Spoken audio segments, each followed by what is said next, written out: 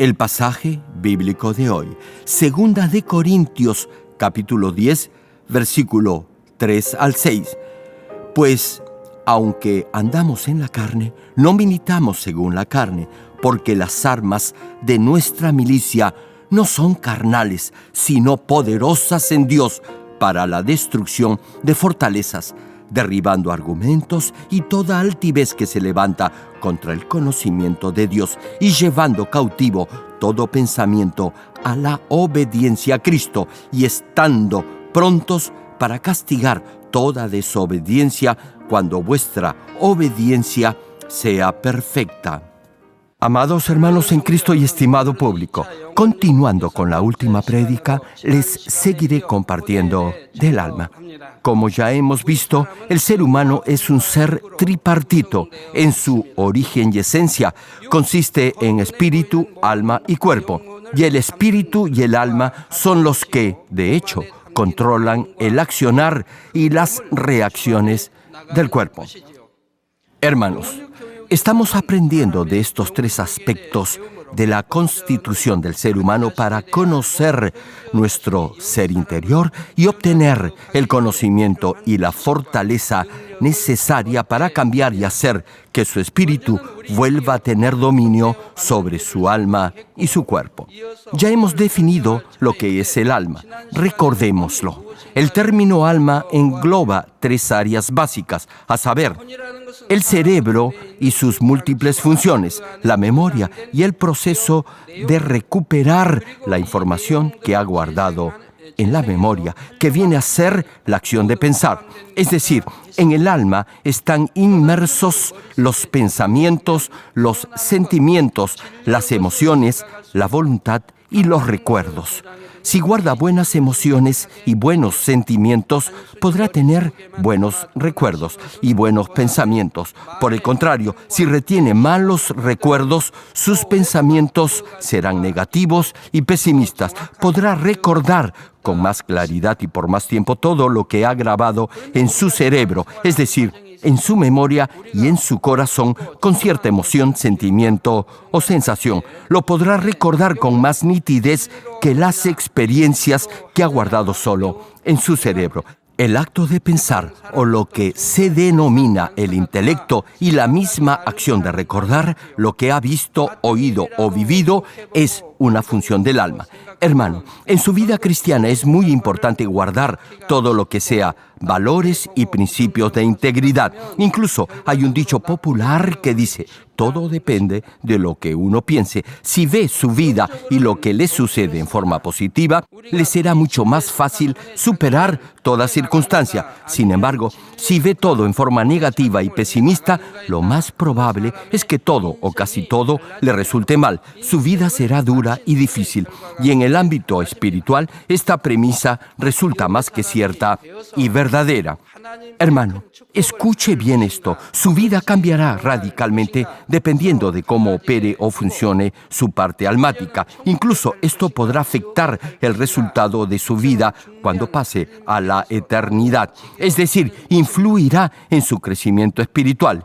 Podrá decidir en cierta medida su destino final, sea el reino de los cielos o el infierno. Por eso, hoy consideraremos en detalle los diferentes aspectos o funciones del alma. Así sabrá cómo tener dominio sobre esa parte almática, es decir, sobre sus pensamientos. Estoy seguro que este mensaje será de gran bendición para usted. Oro en el nombre del Señor Jesucristo para que todos lleguen a ser valientes guerreros y guerreras espirituales y baluartes para la extensión del reino de Dios en este mundo. Hermanos en Cristo, alguien quien no tiene dominio sobre su alma podrá hacer o decir algo que dañe a otra persona. Por ejemplo, podría juzgar a alguien que no ha hecho algo malo esparciendo falsos rumores sobre dicha persona. Esto no solo será pecado ante Dios, sino que igualmente perjudicará a alguien más. A veces podrá malinterpretar la buena intención de alguien y guardarle cierto resentimiento por ello. ¿Acaso eso jamás le ha sucedido? ¿O usted mismo puede haber herido los sentimientos de otra persona por no haber controlado sus reacciones. A partir de ahora vamos a considerar algunos ejemplos de reacciones negativas de esa parte de su alma que no está sometida a la palabra, que quizá puede identificar en su vida diaria. La primera área negativa en su alma se da cuando no es capaz de comprender ni aceptar que todos somos diferentes. Hermano, cada uno desarrolla su propia escala de valores y criterio de lo que considera es correcto, incluso en la forma de vestir. Hay quienes les agrada vestirse con ropa de marca y exclusiva, mientras que otros visten algo simple y de diseño común. Al ver la misma película, unos dirán que ha sido interesante, mientras que otros podrán decir que ha sido aburrida. Observando a la misma persona, hay quienes afirmarán que esa persona es directa y clara en su forma de ser, mientras que otros pensarán que es descuidada e impaciente. Como existen estas diferencias, los que tienen personalidades similares o afines tendrán una relación amical más cercana que con aquellos cuya personalidad es diferente. En realidad, no se sentirán cómodos con estos últimos. Por ejemplo, supongamos que un hermano tiene un carácter activo y comunicativo y tiende a hacer todo rápido y al momento. Si no le gusta algo de alguien, lo más probable es que se lo diga directamente y con toda franqueza. Sin embargo, otro hermano no expresa abiertamente sus preferencias y, si se trata de tomar decisiones, preferirá examinar cada opción en detalle, por lo que destinará bastante tiempo antes de decidirse por alguna alternativa. En ese contexto, el primer hermano no podrá entender el comportamiento del segundo, y lo más probable es que se queje y se siente incómodo con el otro hermano. Y esto puede suceder al servir en la obra de Dios, en la iglesia o en su casa, trabajo, etc. Si usted se identifica con la personalidad o temperamento de alguno de los ejemplos antes mencionados, le pido que examine su comportamiento y no sea obstinado en pensar que su conducta o proceder es el único correcto. Volviendo al primer ejemplo, de la misma manera, el segundo hermano, esto es, el introvertido, pensará que le es difícil interactuar con el otro hermano, quien es más activo y directo. Por eso, procurará evitar todo tipo de contacto con él. Esta actitud de no llegar a comprender a otra persona es también un área negativa en el funcionamiento del alma. Si cree que lo que piensa es lo único correcto, jamás podrá entender a los demás porque pensarán diferente a usted. Pero si ensancha su corazón y abre su mente, llegará a comprender y aceptar a otros. Y lo hará de corazón, es decir, en forma sincera, no forzada. Así llegará a ser un vaso de honra para Dios. La segunda área negativa en el funcionamiento del alma es el juzgar a otros. Generalmente usted saca conclusiones de alguien de acuerdo a su propia forma de pensar, que es parcial, subjetiva y que ya está deformada por prejuicios personales. Podemos encontrar ejemplos de esto en las diferentes culturas o países. En algunas naciones se considera algo de muy mal gusto el sonarse la nariz estando en la mesa. No obstante, en otras culturas es lo más normal y común. La última vez que estuve en Europa, oí esto y pensé que sus costumbres son totalmente diferentes a las nuestras. En otras naciones, dejar algo de comida en el plato no es bien visto porque significa que no le ha gustado lo que le han servido. Por el contrario, en otras culturas, acabar con todo lo que le han servido es de poca educación. En esas naciones, dejar algo de comida en el plato es muestra de buenos modales. Les doy otro ejemplo. En la India, la mayoría come con las manos. No usan cubiertos. Alguien que no es de esa nación podría pensar que es antihigiénico. Sin embargo, los hindúes prefieren lavarse las manos ellos mismos antes de comer y así tener la seguridad que ingieren sus alimentos en forma higiénica porque no están seguros de la limpieza en los restaurantes. Creen que como los cubiertos han pasado por muchas manos y bocas, pueden estar infectados de muchos microbios. Y, ¿saben algo? Si se ponen en su lugar, no les falta razón. Así, sobre un mismo aspecto de la cultura, la gente piensa y siente de diferente manera en función de lo que han aprendido. En resumen, hay diferencias no solo de acuerdo al país, a la cultura y a la sociedad, sino también en función de la época. Un ejemplo. En mi época de colegial se prohibía que en la escuela se cantara canciones populares o de moda porque eso se consideraba un acto de desorden o de indisciplina y eso era castigado. Ni siquiera en secundaria se permitía entonar canciones de moda. Sin embargo, ahora eso ya no es un problema. Hay colegios que durante el recreo o en el almuerzo ponen canciones populares. Igualmente, en lo que se refiere a la indumentaria, ciertos estilos que antes eran considerados de última moda, luego de cierto tiempo empezaron a perder popularidad y poco después ya se veían como anticuados debido a la tendencia de la moda. No obstante, luego de unos años, ese mismo estilo de ropa ha vuelto a usarse. Por ejemplo, en lo que se refiere al traje del varón, algunos sacos se usaban con 2 botones, luego otros ya se usaron con 3 botones e incluso hasta con 6 porque eran sacos cruzados. Se puede dar el caso que los que usan el saco con 3 botones consideren que les falta un botón a los que llevan el saco de 2 botones. La pregunta es, ¿cuál es la norma o lo correcto en ese caso? En lo que se refiere a las corbatas, ha habido años en los que se han usado corbatas anchas y otros años en los que se usa más angosta. Son diferentes.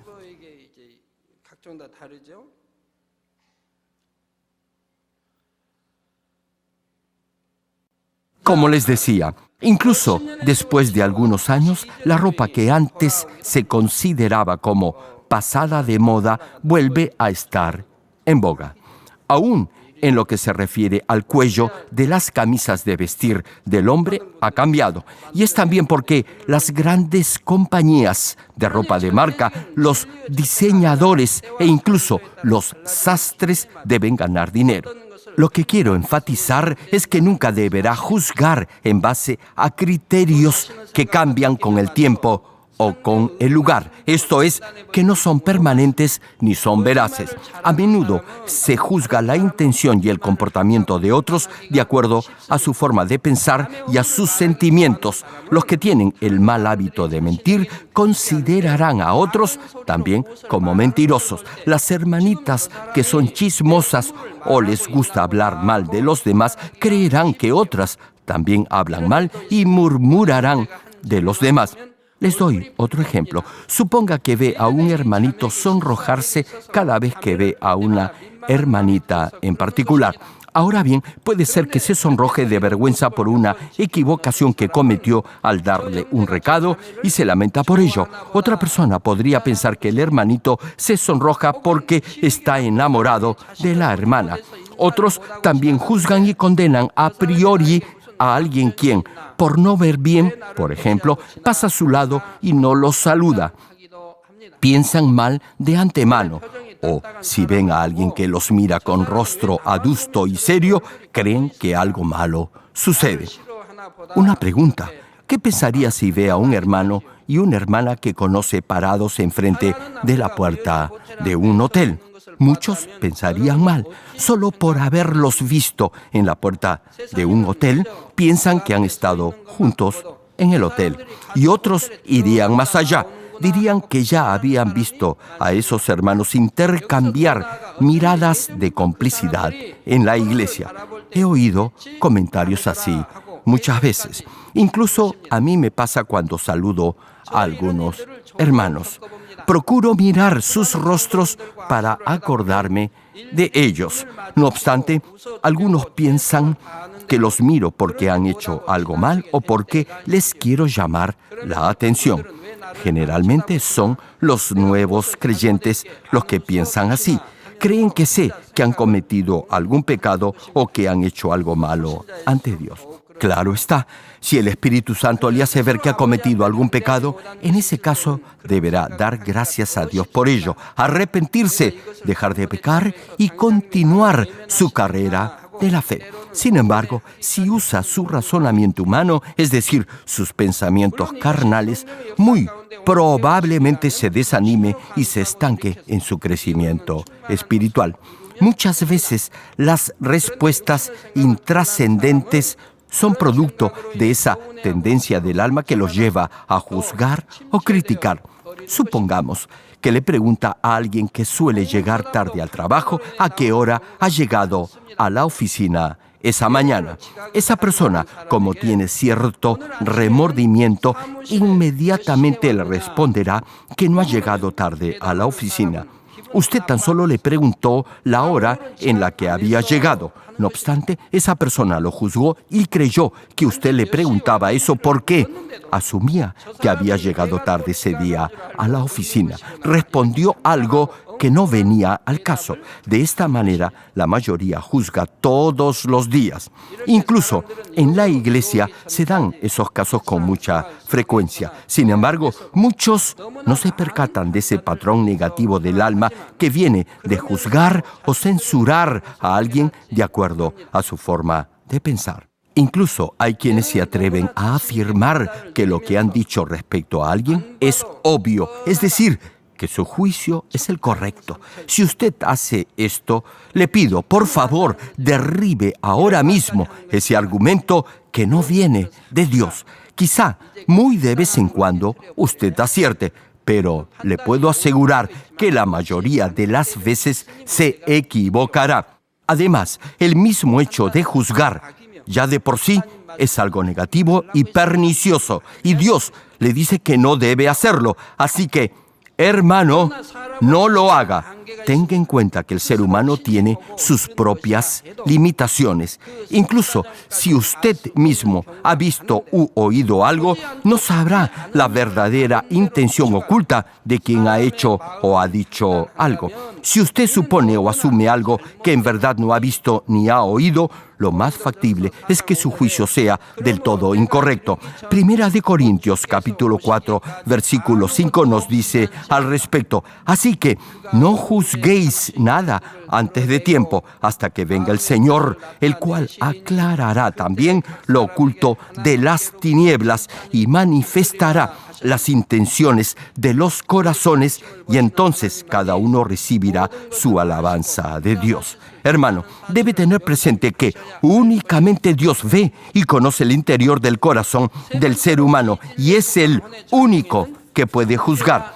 La tercera tendencia negativa del alma es su propensión a condenar. No solo juzgará, sino igualmente condenará en base a su propia forma de pensar, parcial y subjetiva. Es decir, usted se vuelve juez, fiscal, jurado y, por último, verdugo.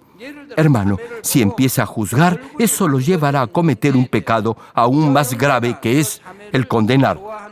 Volviendo al ejemplo anterior, si ve que un hermano se sonroja cada vez que ve a una hermanita, lo primero que le vendrá a la mente será pensar que está enamorado de esa muchachita. Luego, en forma casi automática, afirmará audazmente que la mente del chico está llena de pensamientos de fornicación y adulterio. O si un hermano que es distraído o está pensando en otras cosas o simplemente no tiene buena vista pasa a su lado y no la saluda, lo primero que pensará es que es maleducado. Luego lo condenará afirmando que es arrogante y soberbio. Por eso, Santiago capítulo 4, versículo 11 y 12 señala al respecto: hermanos, no murmuréis los unos de los otros. El que murmura del hermano y juzga a su hermano, murmura de la ley y juzga a la ley. Pero si tú juzgas a la ley, no eres hacedor de la ley, sino juez. Uno solo es el dador de la ley, que puede salvar y perder. Pero tú, ¿quién eres para que juzgues a otro? Hermano, si juzga y condena a otro, déjeme decirle que usted es arrogante y soberbio. Se ha hecho igual a Dios. Y Dios, escúchelo bien, lo juzgará por eso. Más aún, si juzga y condena en asuntos espirituales, el problema será aún más grave. Primera de Corintios, capítulo 2, versículo 4, enfatiza sobre el particular. Pero el hombre natural no percibe las cosas que son del Espíritu de Dios, porque para él son locura y no las puede entender, porque se han de discernir espiritualmente. Hermano, la gente del mundo juzga y condena en forma natural cuando oyen testimonios de milagros o de sanidades que no entienden con su razonamiento carnal. Un ejemplo: si alguien da testimonio de su sanidad diciendo que vino enfermo a la iglesia y aquí recibió la oración de sanidad y Dios lo sanó a pesar que la medicina no lo había podido curar, los que no creen en el poder de Dios juzgarán y opinarán de acuerdo a su forma de pensar. Se preguntarán: ¿cómo ha sido posible que alguien sane de una grave enfermedad únicamente por una oración? Pensarán que hay algo oculto, que debe haber tomado alguna medicina y que por eso se ha curado, o que su sanidad es solo una ilusión pasajera. Les cuento algo. Un hermano de más de 60 años me dijo esta mañana que durante el culto le vinieron unos retorcijones muy fuertes al estómago. Eran tan fuertes esas convulsiones que quiso subir al altar para que orara por él. Sin embargo, se lo impidieron porque estábamos en medio del servicio. ¿Y saben lo que hizo? Salió del santuario y llamó por teléfono para recibir la oración de sanidad que está grabada y disponible para todos los hermanos en la central telefónica de la iglesia. No sé a ciencia cierta si lo hizo desde su casa o de su celular apenas salió de la iglesia. El hecho fue que recibió con fe la oración de sanidad por teléfono y el dolor desapareció. Sanó de ese cólico estomacal y, repito, solo escuchó la oración de sanidad por teléfono. Ayer mismo me dieron otro testimonio. Este hermano hace apenas una semana que se había registrado como miembro de nuestra congregación. No recuerdo el nombre de la enfermedad, pero el asunto era que sufría de un terrible dolor en la garganta. También padecía la enfermedad de Parkinson y no podía caminar. Sufría de varias dolencias. Y uno de nuestros hermanos, al compartirle la palabra, le dio un poco de agua milagrosa de Muán. La bebió y Dios lo sanó. El terrible dolor de la garganta simplemente desapareció, al igual que los síntomas de la enfermedad de Parkinson. Hace unos días, repito, ya se registró como miembro de nuestra congregación. Ahora, como ya puede caminar, está distribuyendo folletos y periódicos de nuestra iglesia y evangelizando a miles de almas. Y es que, en verdad, está agradecido a Dios por su sanidad. Dios lo sanó porque ya conocía la clase de corazón que este hermano tenía. Ahora bien, ¿qué es lo que dicen los que no son cristianos cuando oyen esta clase de testimonios? Dicen que todo es ficticio, que es producto de la emoción o que todo es un fraude. Pregunto, ¿acaso una enfermedad crónica y degenerativa como el mal de Parkinson puede sanarse únicamente por simple sugestión? Y no solo eso, Dios también lo sanó de la dolencia a la garganta. A ver, piense por un momento, alguien quien incluso estuvo dispuesto a subir al altar debido al terrible dolor que sufría, dice que Dios lo sanó luego de haber escuchado por teléfono la oración de sanidad grabada. Todo esto, pregunto, puede ser producto solo de un momento de emoción pasajera? Les voy a compartir el testimonio de otra hermana. El testimonio es impresionante. Presten atención. Y dice así: la semana pasada nevó muy fuerte.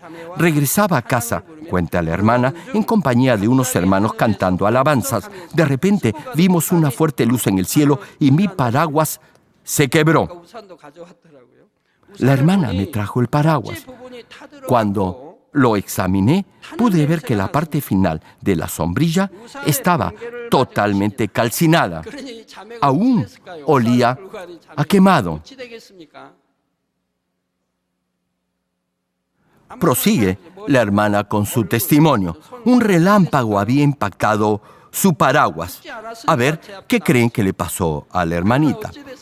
Imagínense que un rayo caiga sobre usted. ¿Cómo quedaría? Sin embargo, a pesar que el paraguas quedó prácticamente calcinado, la hermana resultó ilesa. Dos hermanas que venían justo detrás de ella vieron todo lo que sucedió. Finaliza el testimonio de la hermana.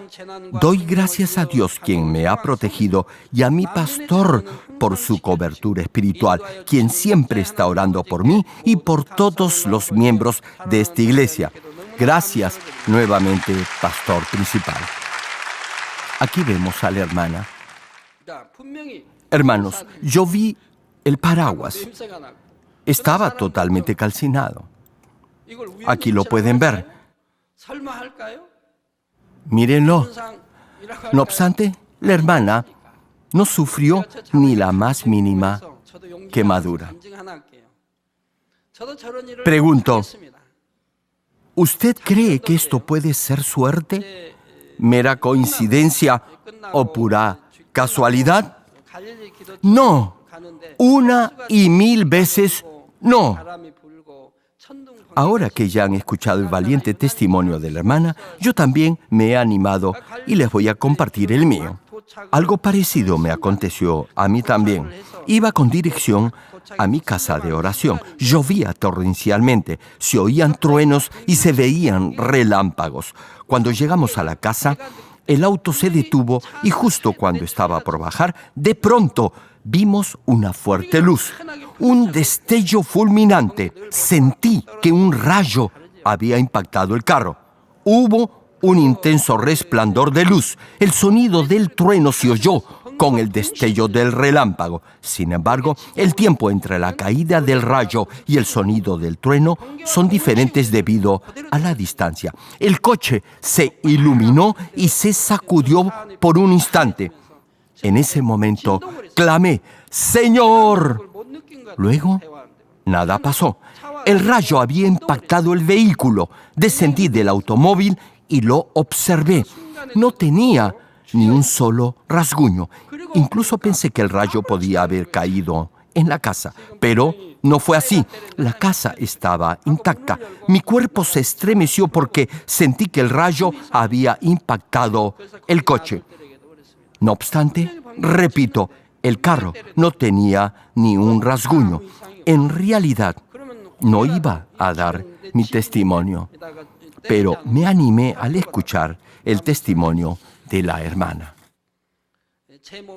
Hermano, si vive una vida correcta ante Dios, no temerá mal alguno.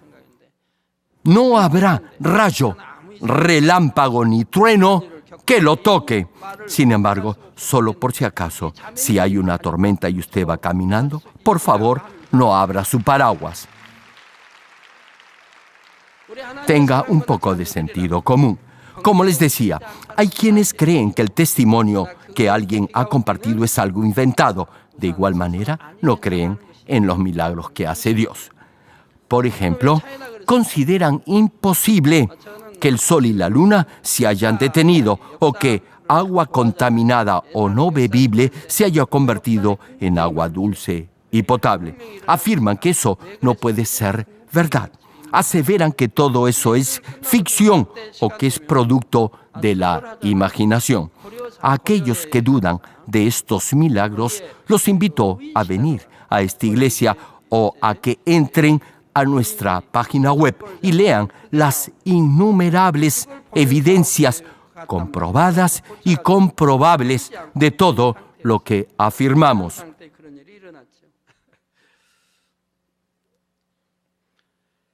Hermanos, nosotros podemos asegurar que todo lo que la Biblia registra es absolutamente cierto. No obstante, hay quienes nos critican por eso. Afirman que todo lo inventamos. ¿Se imaginan qué necios e ilusos son? Personas que no saben lo que les acontecerá mañana, que no pueden resolver ni encontrar salida a sus propios problemas, se atreven a juzgar y a criticar a Dios, el creador de todo. Incluso hay quienes dicen que creen en Dios, pero aún así dudan y critican las obras y milagros que hace el Espíritu Santo. Si alguien dice que tuvo una visión o que ha recibido una revelación, otros afirman que eso es mentira, que es antibíblico. Sin embargo, la Biblia menciona esta clase de experiencias sobrenaturales. A pesar de ello, hay quienes solo en base a su propia opinión juzgan y condenan este obrar del Espíritu Santo. En el tiempo del Señor Jesús, muchos judíos eran así. Juzgaron y condenaron al Señor en base a sus tradiciones y ritos formales, sin importar los milagros y los prodigios que el Señor manifestaba. Incluso si usted, hermano, no ha tenido esta clase de vivencias sobrenaturales, aún si no cree en Dios, eso no necesariamente quiere decir que los demás deban pensar como usted. Sería bueno si todos tuvieran esta clase de experiencias sobrenaturales que se mencionan en la Biblia. No obstante, muchos juzgan a quienes tienen esta clase de vivencias únicamente porque ellos mismos no las han tenido. Tanto en el Antiguo como en el Nuevo Testamento, los siervos de Dios tenían visiones, oían la voz de Dios y recibían revelaciones del Señor. Sin embargo, no todos los sacerdotes ni sumos sacerdotes tuvieron esas mismas experiencias. Dios obró únicamente a través de aquellos a quienes Él mismo escogió y separó. Por eso, jamás deberá mentir ni engañar en lo que respecta a cuestiones espirituales. Nunca deberá decir que ha visto algo si en verdad no lo ha visto. Tampoco deberá añadir algo a lo que ha visto. Dios, en una ocasión, me hizo saber algo de una hermana de la iglesia. Esta hermana tenía la mala costumbre de mentir, inventaba todo. Decía que tenía visiones, que veía ángeles. Sin embargo, eso no era cierto. Lo que quería es que los demás la vieran como alguien espiritual. No obstante, lo único que hizo fue confundir a los hermanos. Lo hacía, repito, para vanagloriarse en frente de los demás.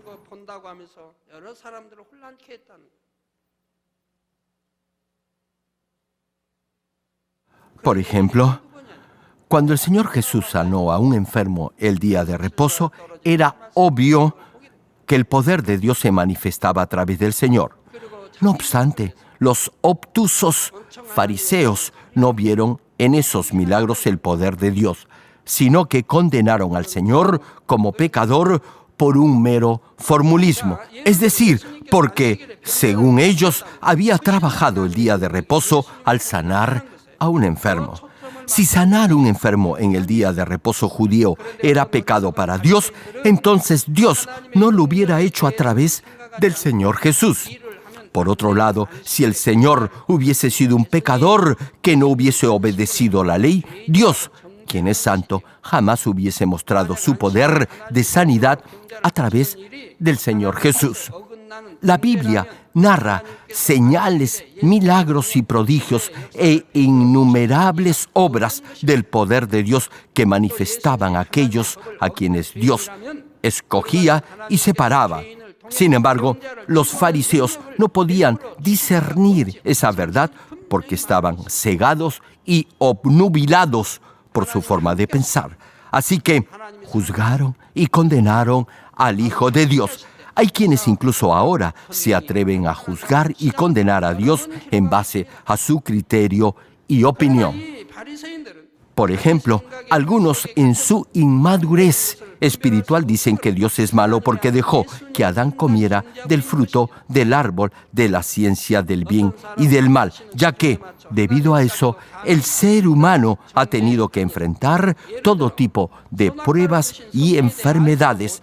Desconocen la providencia de Dios al poner el árbol de la ciencia del bien y del mal en el huerto de Edén. Otros que pasan por pruebas y problemas debido a sus equivocaciones y malas decisiones afirman que Dios es quien les causa esas dificultades. Algunos otros aseveran que Dios no existe porque no responde sus oraciones y otros tienden a exagerar. Por un pequeño contratiempo que tienen en casa, dicen que tienen que enfrentar grandes problemas por venir a la iglesia. Hermano, si esto último fuera realidad, es decir, si tuviera que enfrentar grandes dificultades por su profesión de fe, eso sería porque usted mismo se ha buscado esos problemas. En Corea, por ejemplo, tenemos libertad de religión. No tendría por qué enfrentar este tipo de represalias. Quizá usted sea el imprudente y el que se busque problemas por su falta de sabiduría. Les doy un ejemplo. Mi familia ha sido budista. No obstante ello, nadie me impidió ser cristiano, ni tampoco me pusieron trabas para venir a la iglesia. A veces había algún que otro mal comentario de la congregación, pero jamás me impidieron venir a los cultos. Había ocasiones en las que un familiar se casaba el domingo o había alguna reunión familiar ese día. Y, a pesar que yo no asistía, no me criticaban. Creían que era algo obvio que no asistiera a esos compromisos los domingos. Así que, luego de un tiempo, comenzaron a hacer sus reuniones los días sábados para que pudiéramos concurrir. Así cambiaron. Si había alguna reunión el domingo, ni siquiera nos invitaban porque ya sabían que no iríamos. No nos criticaban por eso. Hermano, si se mantiene firme en su fe y es educado y amable con su familia, en vez de criticarlo, lo elogiarán y de esa manera los podrá evangelizar. Si despide el aroma de Cristo en su carácter y temperamento, los demás lo reconocerán y apreciarán.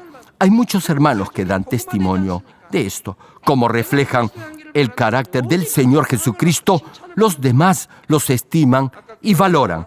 Lo mismo es en su familia. Si muestra la gentileza y amabilidad del Señor a su cónyuge, padres, vecinos y parientes o amigos, no lo molestarán ni se burlarán de usted. Sin embargo, hay algunos que al menor inconveniente dicen que los están reprimiendo por testificar de Cristo. Pregunto, ¿por qué exageran? Hermano, no haga una tormenta en un vaso de agua. ¿Acaso lo han golpeado o lo han encarcelado por venir a la iglesia? Por favor, no diga que lo están acosando o maltratando si se trata solo de cosas sin importancia.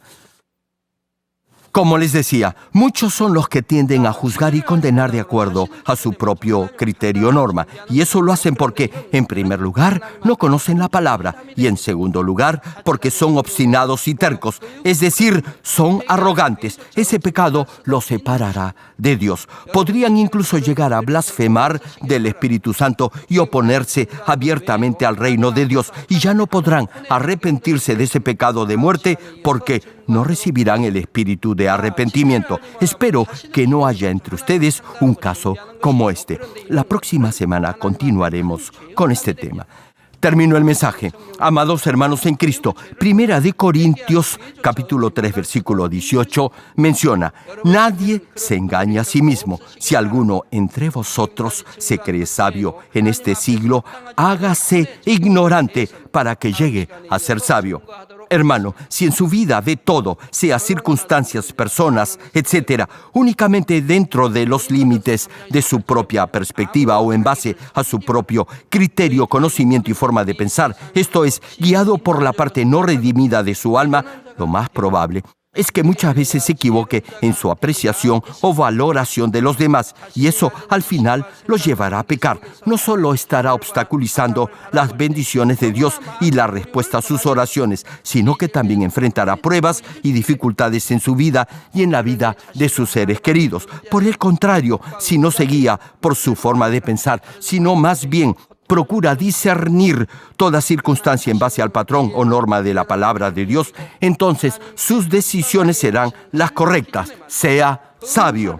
Tendrá la sabiduría espiritual que agrada a Dios y Él le concederá las peticiones de su corazón y lo bendecirá. Es mi deseo que, a través de este mensaje, examine la forma en la que su alma, es decir, sus pensamientos, intelecto, etc., están funcionando y así corrija todo aquello que deba corregir en base a la palabra. Oro en el nombre de nuestro Señor Jesucristo para que lleguen a tener esta sabiduría de lo alto que viene únicamente de Dios y que es pura y pacífica.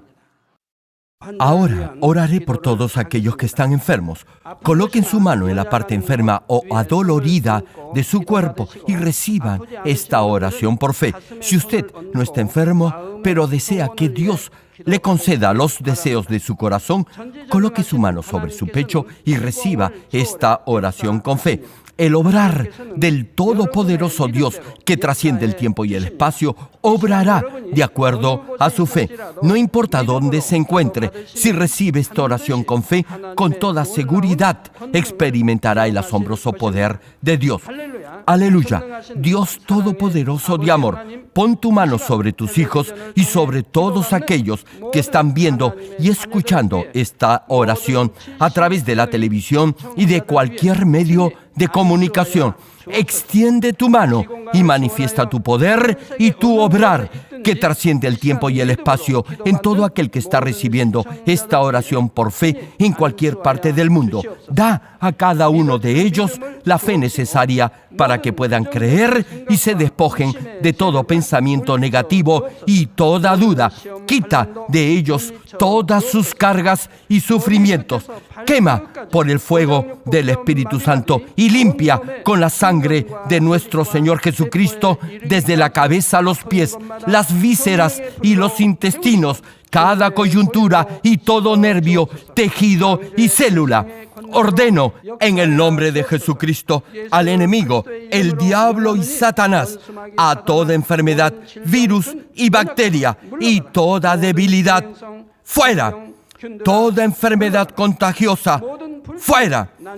Quema con el fuego del Espíritu Santo toda enfermedad terminal, hipertensión, diabetes, enfermedades de la piel e inflamación, fuera. En el nombre del Señor Jesucristo, sana todo tipo de cáncer gástrico, cáncer al pulmón, al útero, a la próstata, cáncer intestinal, cáncer a la piel, sida, leucemia, apoplejía cerebral, enfermedades cardiovasculares, pulmonares y todo tipo de dolencias y enfermedades que afectan a la mujer. Quema con el fuego del Espíritu Santo toda polio, parálisis, artritis y hernia a los discos de la columna. Que todo dolor, lumbago, dolor de cabeza y todo tipo de neuralgia desaparezca. Sana todo tipo de resfrío, gripe, fatiga y enfermedad a la tiroides, epilepsia, autismo, depresión, crisis de nervios y todo tipo de enfermedades mentales, fuera. Pon paz y gozo en los corazones de tus hijos. Padre, te pido en el nombre del Señor Jesucristo que fortalezcas toda parte del cuerpo que esté débil, que los paralíticos, tullidos y cojos caminen, que los que tienen la vista nublada se les aclare, que los que tienen problemas para oír puedan oír bien, que los ciegos puedan ver, los sordos puedan oír y los mudos empiecen a hablar. Padre, bendice a aquellos que no pueden tener hijos, restaura los huesos fracturados y haz perfecta y nueva toda parte quemada de los cuerpos. Libera con el fuego del Espíritu Santo a los que son adictos a alguna droga o narcótico. Revive los nervios y las células muertas. Que toda oscuridad, tinieblas y todo espíritu maligno salga de la vida de tus hijos. Ordeno en el nombre de Jesucristo al enemigo, el diablo y a Satanás y a toda potestad del aire. ¡Fuera! Todo poder de las tinieblas, espíritus malignos, espíritus perversos, deshonestos, espíritus engañadores, astutos, espíritus de división. ¡Fuera! Que toda cadena de injusticia y toda atadura se rompa. Que la luz de tu Espíritu resplandezca en sus vidas. Dios Padre, fortalece sus espíritus y sus cuerpos. Dales la fortaleza necesaria para que puedan clamar a ti. Fortalécelos para que puedan despojarse de todo pecado y vivan en santidad. Que sus almas prosperen y que todo en sus vidas les vaya bien. Responde a los deseos de su corazón, a su clamor y a sus oraciones. Auméntales la fe, la esperanza y el amor, y que sus familias también puedan oír y creer en las buenas nuevas del Evangelio. Protégelos de todo accidente y desastre y bendícelos para que lleven una vida próspera y sin inconvenientes. Protege a tus hijos en sus hogares, trabajos y negocios con el fuego del Espíritu Santo. Bendícelos en su entrada y en su salida y en todo lugar a donde vayan, y bendícelos para que puedan prestar y nunca pedir prestado. Dale sabiduría y entendimiento y que sean llenos del Espíritu Santo. Da a todos los ministros y siervos del Señor la capacidad para llevar a cabo bien sus deberes y que haya también un gran avivamiento en cada iglesia. Guía a tus hijos para que puedan darte gloria en todo lo que hagan. Manifiesta tus obras para que con sus labios puedan testificar que han conocido al Dios vivo y que tú los has bendecido. Gracias, Padre. Toda la gloria sea para ti. He orado en el nombre de nuestro Señor Jesucristo. 아멘.